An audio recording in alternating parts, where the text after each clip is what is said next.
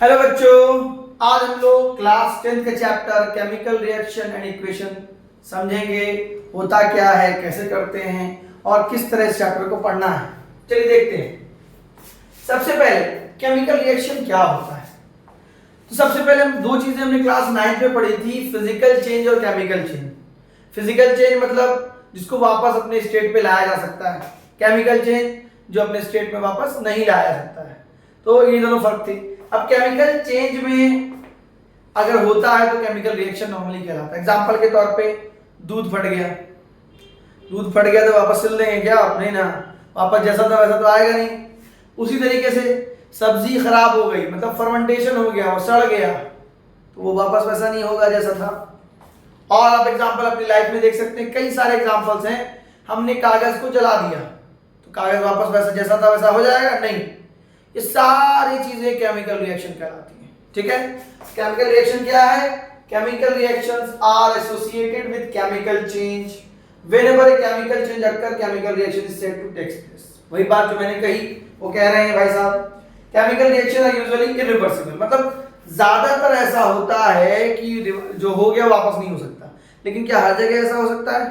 नहीं। अब जैसे पानी का बर्फ बनना, ये भी एक तरह का केमिकल रिएक्शन है, लेकिन ये रिवर्सिबल है, ये वापस पानी बन सकता है। ठीक है, इस चेंज को केमिकल चेंज नहीं कह सकते, इसके चेंज को फिजिकल चेंज कहा जाता है। उसके बाद during a chemical reaction old chemical bond, पुराना चीजें टूटता है, नया बनता है, ये चीजें होती हैं जिसकी वजह से नया प्रोडक्ट हमें मिलता है। बात समझ में आई? चलिए आगे बढ़ते हैं। अब देखिए, केमिकल रिएक्शंस के लिए कुछ कुछ चीजें इंपॉर्टेंट है। अगर ये चीजें होंगी तो हमें पता चल जाएगा कि केमिकल रिएक्शन हो रहा है, अदरवाइज नहीं हो रहा है। 4 पॉइंट तो यहां दिए गए, और भी होते हैं, फिलहाल 4 पॉइंट समझ लेते हैं। सबसे पहले किसी का कलर चेंज हो जाना, किसी का कलर चेंज होना, चेंज इन कलर अगर हुआ तो हम कहेंगे केमिकल रिएक्शन हो रहा है। दूसरी बात, कोई गैस रिलीज हो रही है, किसी गैस की स्मेल आई यानी महक लगा, ऑर्डर इवोल्यूशन ऑफ गैस। दूसरा, तीसरी चीज टेम्परेचर घटना या बढ़ना, चेंज इन टेम्परेचर। अगर टेम्परेचर बढ़ा या घटा या कुछ भी चेंज आया तो हम कहेंगे केमिकल रिएक्शन हो रहा है।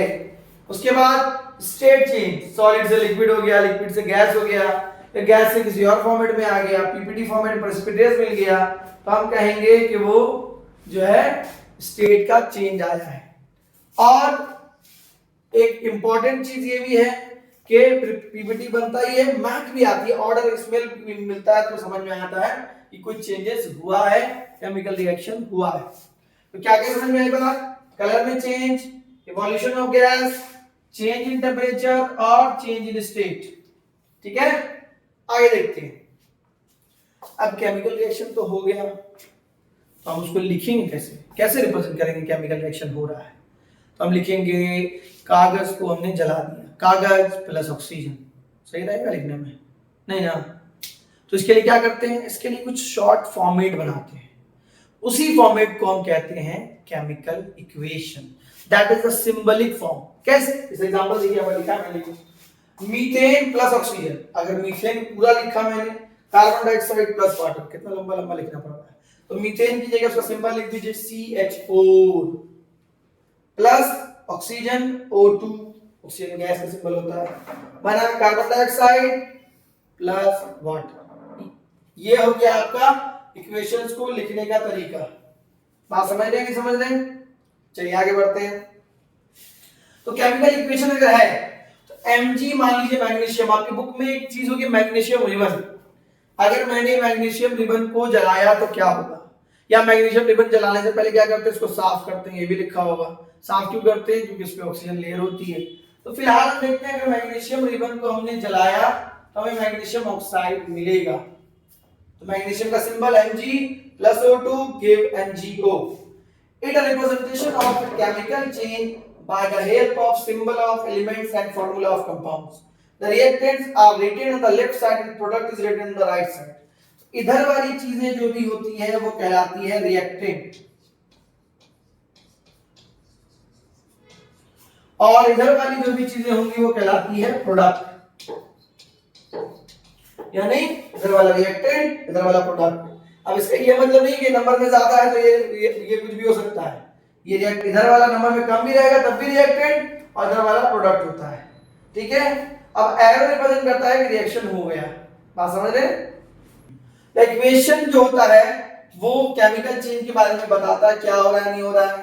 फॉर्मूला सही लिखना बहुत जरूरी है। अगर हमने सिंबल गलत लिखा तो हमारा रिप्रेजेंटेशन गलत हो जाएगा। तो सही करेक्ट फॉर्मूला जो है वो लिखना जरूरी है रिएक्टेंट और प्रोडक्ट का। दूसरी बात कि लॉ ऑफ कंजर्वेशन ऑफ मास, आप ये जान लीजिए कि कंजर्वेशन ऑफ मास को फॉलो करता है रिएक्शन। अब हमने लिखा था ना पीछे Mg+O2 MgO, तो जितना मास हमने इधर लिया है उतना ही मास हमें इधर मिलना चाहिए। अगर ऐसा नहीं हो रहा है तो आपका रिएक्शन लिखने का तरीका गलत है। ठीक है, तो अब देख रहे हैं यहाँ मैग्नीशियम 1 था, ऑक्सीजन 2 था, लेकिन मिला यहाँ 1, इसका मतलब ये गड़बड़ लिखा हुआ था, कुछ इसमें चेंज आएगा, यानी ये लॉ ऑफ कंजर्वेशन ऑफ मास को फॉलो नहीं कर रहा है। इसके लिए हम समझेंगे नेक्स्ट टॉपिक, वो होता है कि केमिकल इक्वेशंस को लिखेंगे कैसे, बैलेंस कैसे करेंगे, सारी चीजें। तो सबसे पहले वाटर है सॉलिड फॉर्म में इस तरह से लिखेंगे, वाटर है लिक्विड फॉर्म में तो इस तरह से लिखेंगे, वाटर है गैस फॉर्म में तो इस तरह से लिखेंगे। ये जो ट्रायंगल है ये शो कर रहा है कि हम क्या दे रहे हैं, हीट दे रहे हैं। हीट दिया तो लिक्विड, उससे और हीट दिया तो गैस में कन्वर्ट हो गया।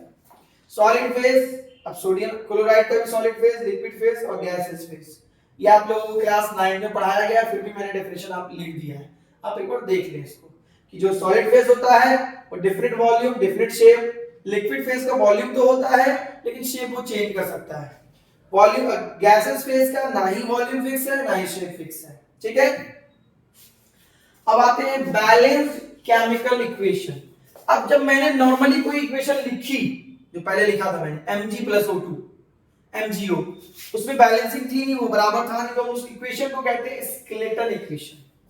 मतलब उसके पास अभी रिप्रेजेंटेशन फुल्ली नहीं है, कुछ कंप्लीटेशन करना पड़ेगा, उसमें मल्टीप्लाई है कुछ ना कुछ करना पड़ेगा। अगर वो दोनों साइड बैलेंस हो जाए according to conservation of mass तो हम कहेंगे बैलेंस केमिकल इक्वेशन। तो हमने क्या आंसर मिला था, Mg+O2 गिव MgO। तो देखिए यहाँ ऑक्सीजन 2 है, यहाँ 1 है, तो 2 से मल्टीप्लाई कर दीजिए 2 MgO।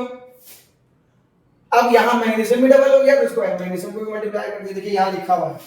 अब ये बन गया बैलेंस केमिकल इक्वेशन, यानी जितना मास इधर होगा उतना ही मास इधर होगा, लॉ ऑफ कंजर्वेशन ऑफ मास को फॉलो करेगा। That equation is balanced. Clear हो गई बात? आगे बढ़े। अब देखिए थोड़ा एग्जांपल को अच्छे से समझ लेते हैं। मान लीजिए मैंने 2 हाइड्रोजन लिया, इसको लिखेंगे H2 का मतलब 2 हाइड्रोजन जुड़े हुए हैं। फिर Cl2, यहां भी 2 क्लोरीन जुड़े हुए, बना क्या HCl, लेकिन HCl एक ही बना, मामला जमा है ना। ये एक बेचारा HCl कहां गया, क्या बिगाड़ा इसने, इनका भी तो कुछ होना चाहिए। तो हम क्या करेंगे, अब 2 था, यहाँ 2 से मल्टीप्लाई कर, 2 से मल्टीप्लाई करने का मतलब है कि 2 बनेगा, 1 नहीं बनेगा, हमने एक ही लिखा है। बैलेंस करने का मतलब होता है कि जितना है उतना लिख दें। तो दोनों साइड अगर हमने 2 ये लिया 2 ये लिया तो हमारे पास जो HCl होगा वो भी 2 होगा। तो ये कहलाता है 2 मोल। इसका मतलब है 2 मोल ऑफ HCl, लेकिन 1 मोल ऑफ HCl अलग होगा, दूसरा मोल ऑफ HCl अलग होगा। जबकि यहाँ पर हमने 1 मोल ऑफ H2 लिया था, H2 मतलब 2 मॉलिक्यूल जुड़े हुए थे, Cl2 में भी 2 मॉलिक्यूल जुड़े हुए थे। अब मॉलिक्यूल टूटे और 2 अलग अलग HCl बन गया। बात समझ रहे हैं? आगे बढ़ते हैं। ये आपका अनबैलेंस होगा, ये बैलेंस होगा। चलिए अब आगे देखते हैं। नेक्स्ट एग्जांपल देखिए, Na और Cl2 लिया तो NaCl बनेगा। अब देखिए 1 मोल लेते हैं हम, अगर इसको बैलेंस कर लीजिए, पहले समझ लीजिए। तो देखिए Cl2 बैलेंस की 2 लेना पड़ेगा, यहां भी 2 से मल्टीप्लाई होगा, 1 किया आपने, तो 2 Na और 2 mole of Na, 1 mole of Cl2, 2 mole of NaCl बना रहा है। तो अगर मैं 10 मोल ऑफ Na लूंगा, 5 मोल ऑफ Cl2 लूंगा तो 10 मोल ऑफ NaCl बनेगा। कैसे? अब देखिए 2 पंचे 10, 2 5 जा 10, 5 गुना हो गया, तो 1 5 जा, ये 5 टाइम्स हो जाएगा। तो यहाँ पर कितना, जितना ये था उतना ये बन रहा था, तो ये भी 10 मोल हो जाएगा। एग्जांपल को समझ लीजिए, 1 Na 2 Cl2, यहां से एक जुड़ गया, दूसरा भी इससे जुड़ गया, फिर ये इससे जुड़ा, ये इससे जुड़ गया, फिर ये इससे जुड़ा, दूसरा वाला इससे जुड़ गया, ये इससे जुड़ा, ये इससे जुड़ गया, फिर ये वाला और ये वाला, इस तरह से सारे बन गए 10 NaCl अलग अलग तैयार हो गए। ये है प्योर कॉन्सेप्ट। अगर एक बार कॉन्सेप्ट समझ में आ गया तो बैलेंस केमिकल इक्वेशन में कोई दिक्कत नहीं होने वाली। ठीक है, आगे बढ़ते हैं। अब देखिए आपके फर्स्ट चैप्टर में कुछ एग्जांपल्स हैं, मतलब रिएक्शन हो तो रहा है लेकिन सबका अलग अलग टाइप्स है। कैसे डिफाइन करेंगे टाइप्स को? तो आपको मैंने बताया था कि इधर वाले चीज को बोलते हैं रिएक्टेंट और इधर वाले को प्रोडक्ट। याद रहेगा, इधर वाले को रिएक्टेंट और उधर वाले को प्रोडक्ट। अगर दो रिएक्टेंट या दो से ज्यादा भी हो, टू और मोर देन टू, और कंबाइन करके सिंगल प्रोडक्ट दें तो उस रिएक्शन को बोलते हैं कॉम्बिनेशन रिएक्शन। ठीक है, रिवर्स ले लीजिए, अगर सिंगल रिएक्टेंट टूटता है और दो से या दो से ज्यादा प्रोडक्ट देता है तो वो कहलाता है डीकंपोजिशन रिएक्शन। बात समझ में आ रही है? अलग, अगर एक एलिमेंट है, एक कंपाउंड है, ये एलिमेंट किसी उस कंपाउंड से कोई दूसरे एलिमेंट को हटा दे, इसको बोलते हैं डिस्प्लेसमेंट रिएक्शन। यानी ज्यादा ताकतवर ने कम ताकतवर को बोला भाग यहां से, हट जाओ यहां से, तो highly reactive element displace low reactive element. सीधा भाषा में ताकतवर ने कमजोर को हटाया, है ना? हमको हटा सकता है कि आप बैठे रहेंगे तो, है ना? आगे देखते हैं। अब इसी चीज को डबल डिस्प्लेसमेंट, एक दूसरे को हटाएगा, ये इसको हटाएगा, दोनों अपनी अपनी जगह ले लेगा। डबल डिस्प्लेसमेंट, दो कंपाउंड है, यहां एक कंपाउंड था। बात समझ में आया? उसके बाद आता है रेडॉक्स, ये थोड़ा सा समझाएंगे बाद में। ठीक है, आते हैं अब कॉम्बिनेशन रिएक्शन। जैसा कि मैंने समझाया, दो अलग अलग रिएक्टेंट है, मिलकर सिंगल प्रोडक्ट बना रहा है। तो देखिए example, calcium oxide plus water. Calcium oxide को हम बोलते हैं क्विक लाइम, ये नाम भी याद रखिएगा, एग्जाम में पूछेगा। वन वर्ड क्वेश्चन है सारे के सारे। बना क्या रहा है? कैल्शियम हाइड्रोक्साइड, इसको बोलते हैं स्लेट लाइम, हिंदी में बुझा हुआ चूना। ये हुआ चूना और वो बुझा हुआ चूना, कैसा रहेगा? सही रहेगा ना? दूसरा, अगर कार्बन और ऑक्सीजन को मिलाएंगे तो बनेगा कार्बन डाइऑक्साइड। दोनों अलग अलग चीजें। अब इसमें क्या आता है? Exothermic reaction. ये थोड़ा सा और हम इसका सुनेंगे, इसको डिटेल समझना होगा कि एक्सोथर्मिक रिएक्शन वो रिएक्शन है जिसमें हीट निकलती है। तो जितने भी कॉम्बिनेशन रिएक्शन होते हैं उसमें हीट जरूर रिलीज होगी, यानी प्लस में हीट हमेशा रिलीज होगी। उसके अलावा भी होती है और रिएक्शन में, लेकिन कॉम्बिनेशन में होती ही है। अब देखिए कॉम्बिनेशन रिएक्शन का एक और एग्जांपल, कितना Na है? 2 Na था, Cl2 से मिला, NaCl NaCl बना दिया आराम से। एलिमेंट और कंपाउंड, एलिमेंट और कंपाउंड, कंपाउंड ऐसे बनेगा। बात समझ में आ रही है? अब उल्टा डीकंपोजिशन रिएक्शन पे आते हैं। क्या बताया था? सिंगल रिएक्टेंट, दो या दो से ज्यादा प्रोडक्ट। तो वाटर को तोड़ेंगे तो हाइड्रोजन ऑक्सीजन बन जाएगा, सिंपल सी बात है। वाटर को हम तोड़ेंगे, हाइड्रोजन और ऑक्सीजन बन जाएगा। अब देखिए हाइड्रोजन क्या करता है? जलता है, ऑक्सीजन जलाता है, जलाने में हेल्प करता है। दोनों मिलकर क्या बनाएगा? वाटर। क्या करता है वाटर? आग बुझाता है। एक जल रहा है, जला रहा, दोनों मिलकर बुझा रहा है। ठीक है, फिलहाल उसकी बात नहीं। तो हाँ, वाटर को तोड़ेंगे तो हाइड्रोजन और ऑक्सीजन अलग अलग हो जाएगा। ये दो बना है, इसलिए कहलाता है डीकंपोजिशन रिएक्शन। तो डीकंपोजिशन रिएक्शन में ज्यादातर में हीट प्रोवाइड करनी पड़ती है, तो इसको इंडोथर्मिक रिएक्शन में भी लिया जाता है। इलेक्ट्रोलाइटिक डिकम्पोजिशन अगर इलेक्ट्रिसिटी प्रोवाइड करनी हो, और अगर फोटो डिकम्पोजिशन मतलब लाइट प्रोवाइड करनी पड़ जाए, और थर्मल डिकम्पोजिशन इसमें हीट प्रोवाइड करनी पड़ जाए। तीन अलग अलग टाइप में डिकम्पोजिशन को तोड़ा जाता है। बेसिकली सब में हीट दिया जा रहा है, तो ये इंडोथर्मिक रिएक्शंस होता है। हीट देने के दिए बिना ये रिएक्शंस जल्दी होते नहीं हैं। अब यहां देखिए H2O से 2H अलग हो गया, O भी 2 अलग हो गया, चला गया ना? देखिए जुड़ गया, चल रहा भैया। हाँ आगे आया, 2 वाटर मॉलिक्यूल से 2H2 ऑक्सीजन बन गया। ठीक है, आगे देखिए एक सिंगल रिएक्टेंट टूट के 2 या 2 से ज्यादा प्रोडक्ट बन रहा है। अब देखिए और भी एग्जांपल, हाइड्रोजन पेरोक्साइड वाटर, ये वाटर है, थोड़ा गड़बड़ी लिखा हुआ है, ऑक्सीजन का 2 मॉलिक्यूल बन जाएगा। ठीक है, तो अब यहां देखिए इलेक्ट्रिसिटी प्रोवाइड करेंगे, वाटर जो है वो हाइड्रोजन और ऑक्सीजन में रिमूव, ये 2 यहां नहीं आएगा, यहां आएगा। ये हीट देने की वजह से हो रहा है, ये वाटर इलेक्ट्रोलाइसिस कर रहे हैं तो वाटर का तो ऐसे बन रहा है। अगर नाइट्रोजन ट्राइहाइड्राइड ले लेंगे, उसको भी इस तरह से देंगे तो नाइट्रोजन N2+I2 बनेगा, इतनी यहां आएगा।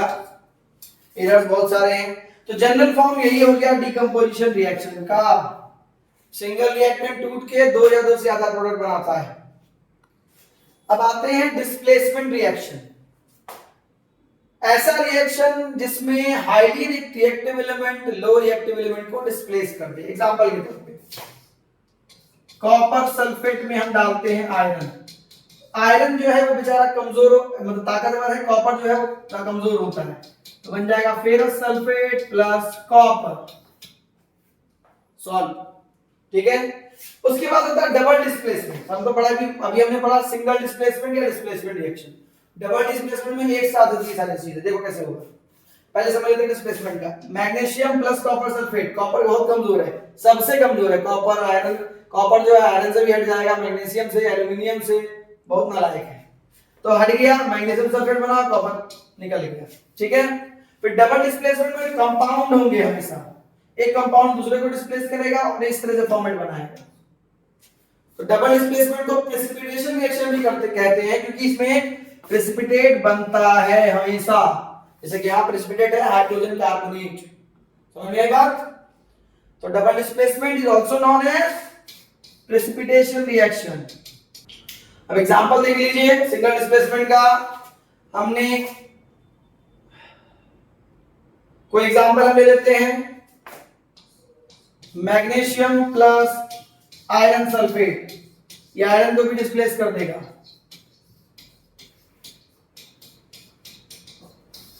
ठीक है, अब ये एग्जांपल थोड़ा सा ये डबल डिस्प्लेसमेंट का दे दिया इन्होंने। Pb और Cl को एक हटाया दूसरे को लेगा, KCl और PbI2 बन जाएगा। ये डबल डिस्प्लेसमेंट रिएक्शन है। ठीक है,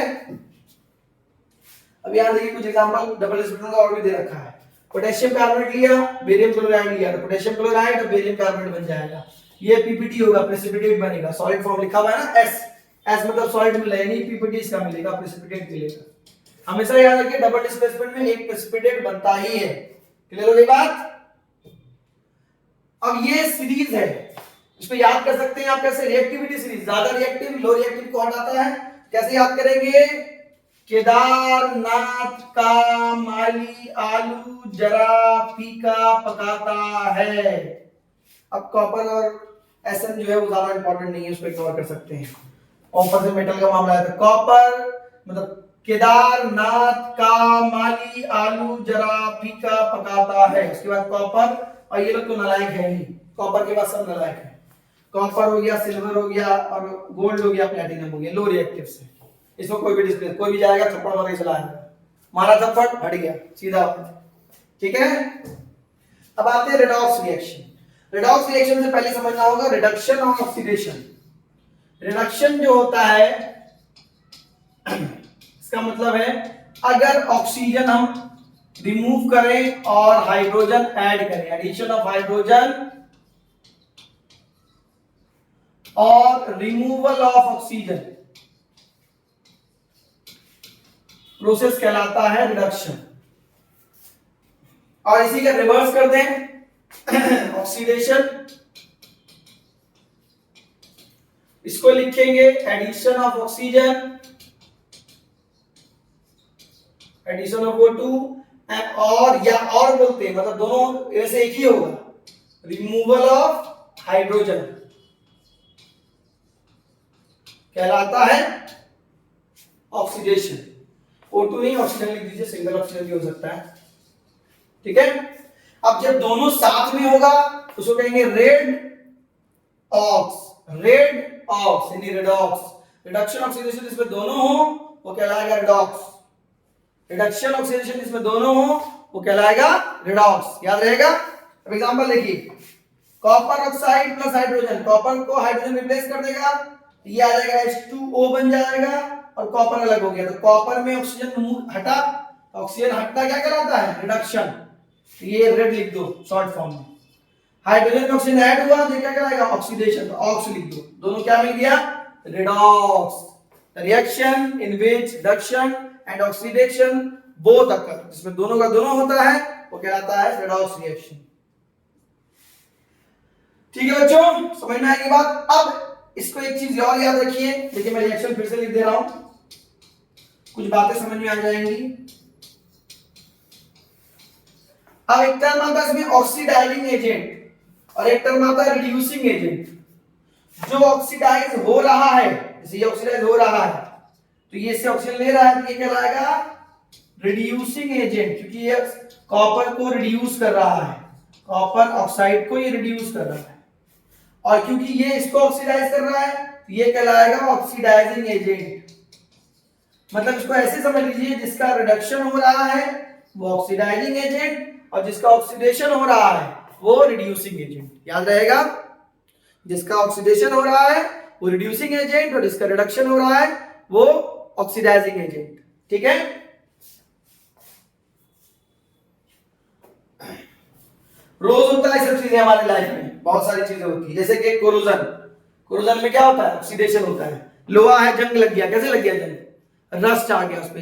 रस्ट का फॉर्मूला पढ़ा है आपने, 8th क्लास में पढ़ा होगा, Fe2O3 × XH2O, ये फॉर्मूला ऑफ रस्ट। तो रस्ट लगा मतलब वाटर मॉलिक्यूल्स ऑक्सीडेशन की वजह से ऐड हो गए, ऑक्सीडेशन हो गया, सीधी सी बात है। रेंसिडिटी, चिप्स खा रहे हैं, हवा लग गई, खराब हो गया, खाने के लायक नहीं रहा, मतलब वो भी ऑक्सीडाइज हो गया। तो ऑयली फूड ऑक्सीडाइज होगा तो वो कहलाएगा रेंसिडिटी, प्रोसेस रेंसिडिटी। याद रहेगा, दोनों के दोनों एग्जांपल है हमारे लाइफ के, कॉमन एग्जांपल्स, कि रेडॉक्स हो रहा है या नहीं हो रहा है। ठीक है, अब देखिए, storing food in air tight container, air जाने से बचाने के लिए ऐसा लगा था कि हवा जाए नहीं, नाइट्रोजन डाला जाता है। ठीक है, लिखा होगा इसमें, नाइट्रोजन या हाइड्रोक्साइड वगैरह का यूज करते हैं, कूलिंग वगैरह नाइट्रोजन का ही फॉर्मेट है, ताकि आप रिएक्शन ऑक्सीडेशन ना हो। क्लियर हो गई बात। टेम्परेचर भी लो रखा जाता है ताकि हवा ना लगे और जल्दी खराब ना हो। ठीक है बच्चों, और इसके क्वेश्चन हम लोग डिस्कस करेंगे, और कोई टॉपिक्स अगर आपको डाउट्स होते हैं तो कमेंट सेक्शन में डालें ताकि हम उसको और समझाएंगे। एक्टिविटी रीड करें, बहुत फायदेमंद है। 1 वर्ड क्वेश्चंस भी हम डालेंगे इसके, ताकि आपके लिए वो फायदेमंद हो, और पोस्ट भी डाला करेंगे।